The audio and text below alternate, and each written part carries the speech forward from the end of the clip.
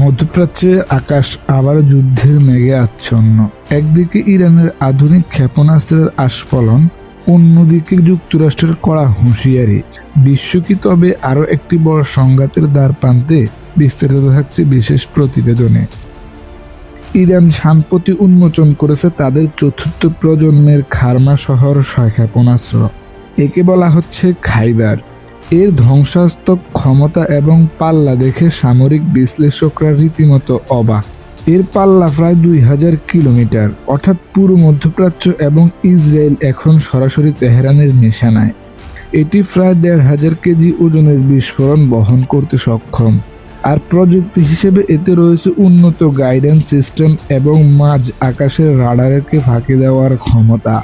Iran দাবি করতেছে এটি কেবল তাদের আত্মরক্ষার জন্য, কিন্তু ইউরোপ এবং আমেরিকার মতে এটি সরাসরি পারমাণবিক অস্ত্র বহনে সক্ষম একটি বাহন। কূটনৈতিক আলোচনার মাধ্যমে বরফ গলার সম্ভাবনা থাকলেও বাস্তবে ঘটেছে উল্টোটা।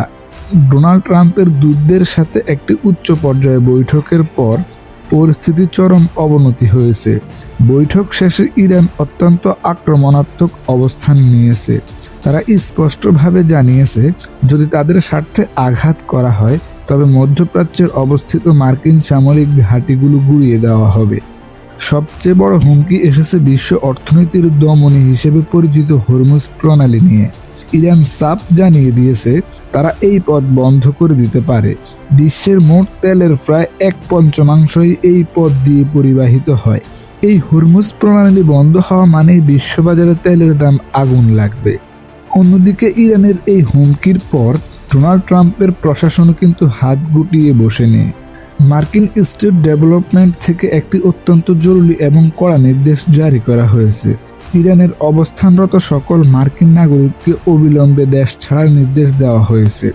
সতর্কবার্তায় বলা হয়েছে, ইরান অপহরণ এবং নির্বিচারে গ্রেপ্তারের ঝুঁকি চূড়ান্ত পর্যায়ে। পেন্টাগন জানিয়েছে তাদের ঘাঁটিগুলো সুরক্ষা নিশ্চিত করতে প্রয়োজনীয় অতিরিক্ত সৈন্য মোতায়েন করা হবে। এখন প্রশ্ন হলো, আমরা কি একটি পূর্ণাঙ্গ যুদ্ধের দিকে এগিয়ে যাচ্ছি? হরমুজ প্রণালী বন্ধ হলে বিশ্ব অর্থনীতি ধসে পড়বে, আর মার্কিন ঘাঁটিতে হামলা হলে তার ফল হবে ভয়াবহ। জাতিসংঘ এখনো শান্তি বজায় রাখার আহ্বান জানাচ্ছে, কিন্তু মাঠের পরিস্থিতি তো ভিন্ন কথা বলতেছে। তবে সময় বলে দিবে যুদ্ধ কি আসলে গড়াবে নাকি শান্তি আলোচনায় চুক্তি হবে।